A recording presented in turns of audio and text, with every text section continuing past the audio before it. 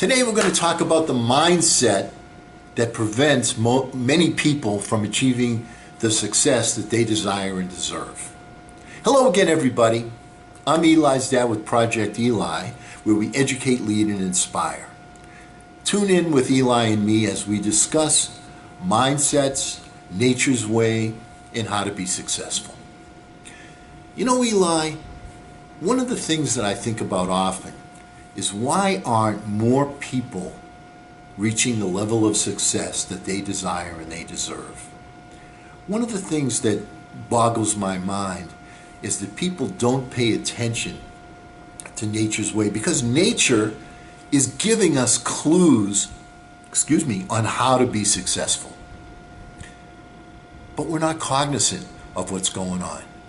So let's talk about a couple of things that either you're not paying attention to, or a lot of times when people are unaware that they're walking in darkness, they're never going to see the light. All right, so let's talk about a few things that are going to help us get where we want to go. All right, first of all, you got to understand the rules of the game and how things work. You have to understand nature's way. Two important ingredients that you have to possess in order to be successful is, first of all, you have to conceive of yourself as being worthy. And secondly, you have to understand that it's okay to receive help. A lot of people have inner conflict with themselves because they don't believe that they're either worthy or that they should be receiving help.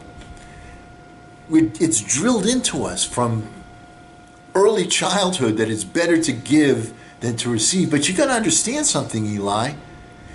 If you're going to be a giver, there's got to be a receiver. And the more successfully you are able to receive, the more you can give. Kind of simple, isn't it?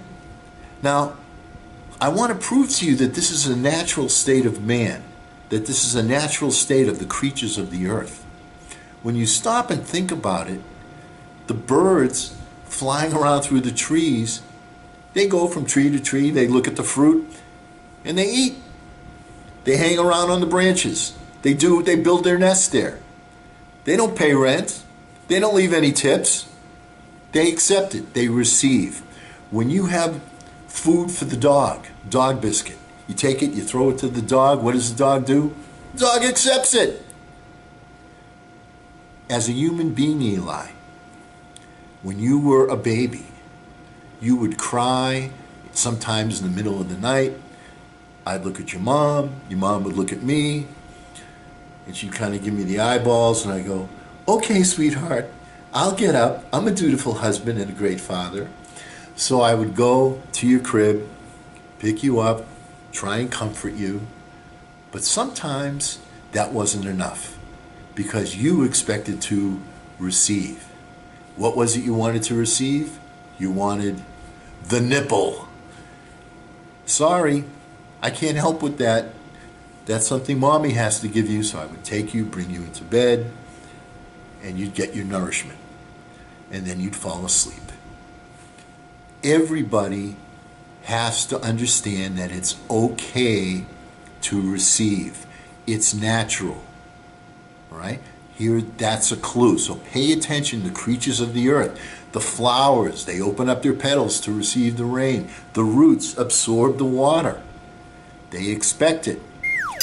The universal planner put us here so that we would flourish.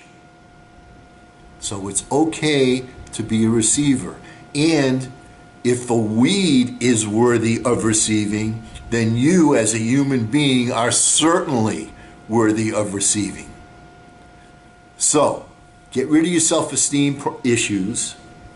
You are worthy because you are one of the creatures that inhabits, and we are all here to work together to make this thing flourish. All of the nature's gifts work in cooperation. We wouldn't have been here this long. All right? Now, let's talk about another thing. Let's talk about sleep. we as human beings require sleep. It's a natural thing. So if we require sleep, the question comes to mind, why did the infinite planner, the universe, make it so? What are the virtues of sleep? Well, first of all, is to replenish the body. All right? You need to give yourself some rest, a little regeneration. But the other aspect of sleep is allowing your mind to flourish. So where you're not conscious of the things that are around you, it gives the universal mind an opportunity to come in and partner with you. However, the universal mind does not partner with you all the time. That's something that you have to go for. That's something that you have to purposely make a move to achieve. It's not going to happen by accident. If you don't understand that particular concept, you're depriving yourself of one of nature's tools that's going to help you to move forward. Eli, I'm attacking this concept with three different aspects. My first thought is, why are people's mindsets preventing them from achieving what they want to achieve? That's what we discussed today, okay? Was to first determine that you're worthy, and second, to discover that it's okay to receive. We also wanted to talk about making sure that you're using your mind to its fullest. Now, so we talked about the why today. The next time that we get together, we're going to talk about how do you use your mind to maximize those results.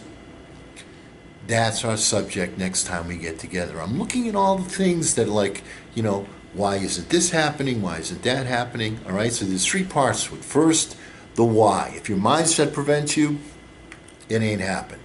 Secondly, the how. If you're not doing it the correct way, it ain't happening. And the third is the what. What are you thinking about? All right, so this is going to be three different parts. Today was the why.